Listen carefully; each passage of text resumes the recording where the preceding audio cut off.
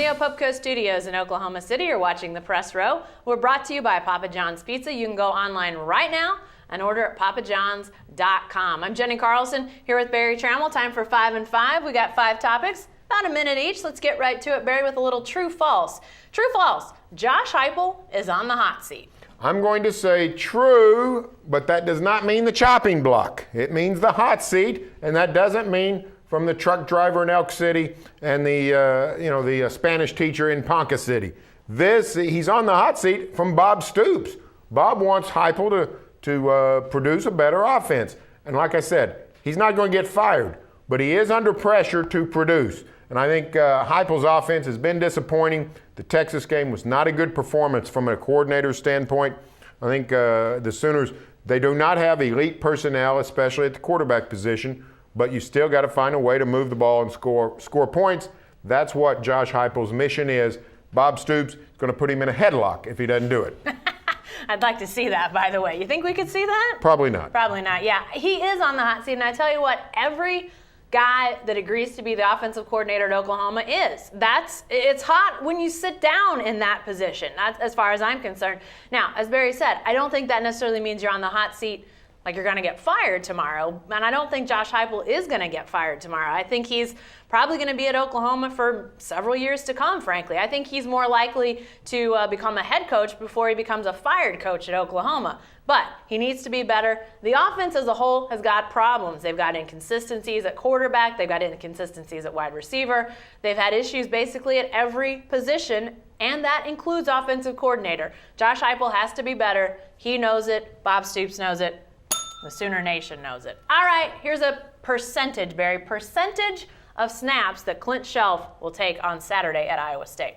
I'm going to say 85%. I think Shelf's going to be the quarterback Saturday. I think he'll go most of the way. I think the Cowboys might spot him for short yardage situations, similar to what they did with J.W. Walsh a year ago when Shelf was the quarterback.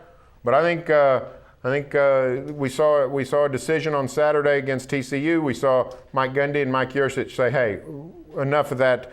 J.W. Walsh throws a horrible interception there near the goal line. They said it's time to try Shelf, and I think that's what we're going to see in Ames on Saturday.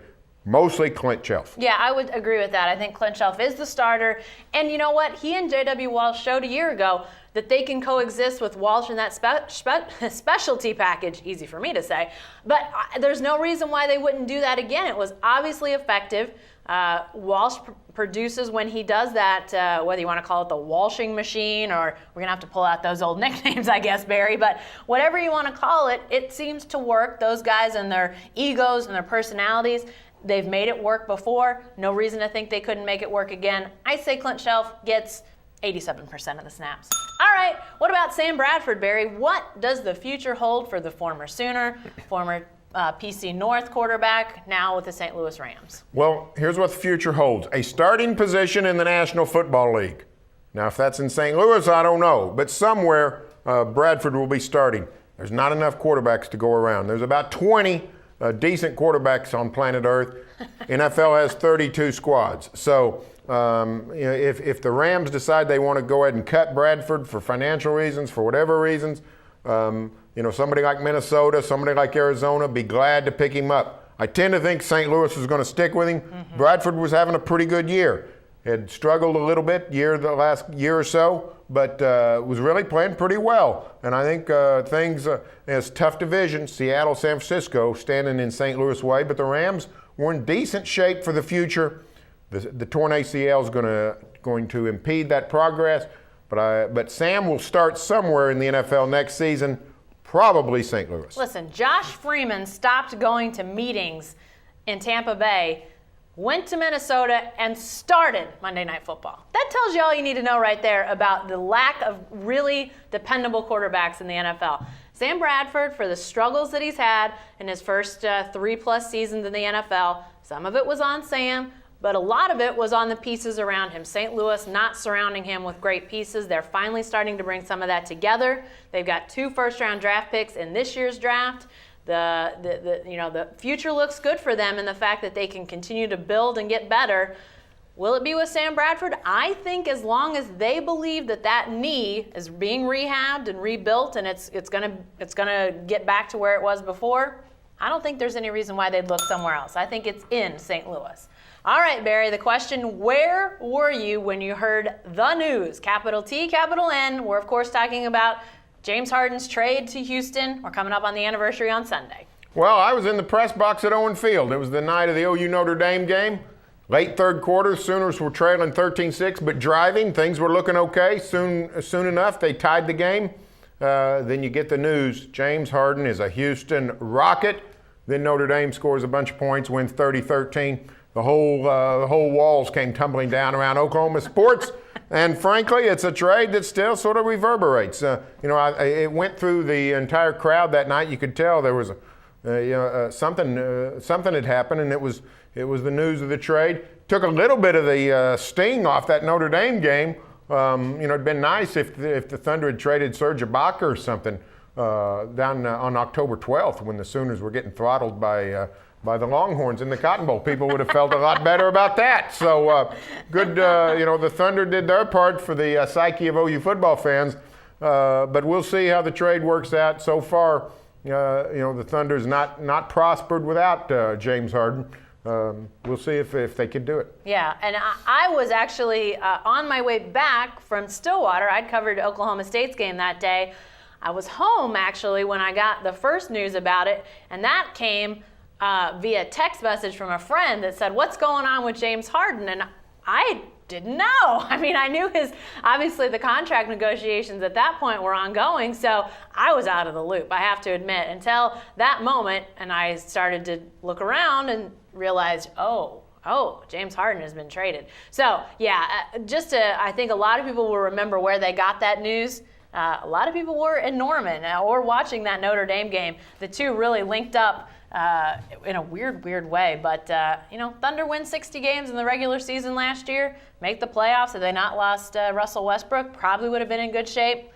Not too sure people are really crying that much over the James Harden trade. We'll see as the year goes on. All right, lastly, Barry, hey, why in the world has the clock started on Kevin Durant's free agency? And this comes up because Jalen Rose, the ESPN analyst, said earlier this week he thinks Kevin Durant will move to Houston in 2016. 2016, that's a ways away. Why are we talking about this now? Well, because people like to borrow trouble. They really do. Durant's Thunder for 3 more years at least. And, those 3 years, in my opinion, are going to determine whether he stays here or not. If things continue to go well, I think there's an excellent chance he'll stay. If something falls apart, good chance he might go. But we just like to worry about things. We're worriers by nature.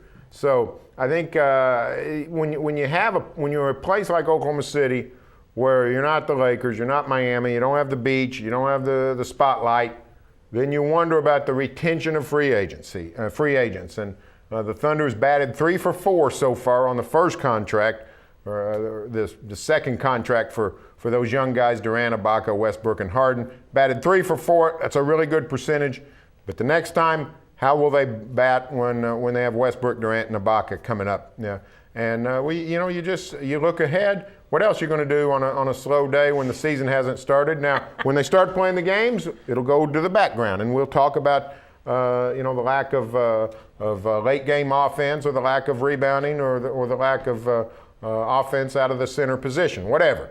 But on slow days, yeah, you look ahead and say, what's going to happen? Well, this is like the email that we always get. You've gotten it, I've gotten it, on a random Tuesday in October from a college football fan in the state who wants to know, who has OU or OSU recruited in the class of 2016 for the offensive line. You get these forward-looking thoughts from fans from time to time, and Jalen Rose, not a fan, an analyst, but he's started to look ahead because I think fans have started to look ahead. And, you're always thinking who's coming up as big free agents down the line. Kevin Durant, obviously, a huge one. Now, I have to admit, say what you will about why the clock has started, but the idea of him going to Houston, that I am not buying. Because even though Houston has been in the market for some big-name players here recently, when the repeater tax kicks in, I'm not sure I think Houston's got a bunch of money to continue to have these guys. Maybe I'm wrong, Barry. Maybe you can tell me different. Doesn't sound kosher. Now, if they go and win a couple NBA championships with James Harden and Dwight Howard, maybe that changes. I don't see their finances being in a place No. where they can sign him in a couple years. The clock is ticking. Be sure to stay with the best coverage team anywhere at newsok.com and every day in the Oklahoma.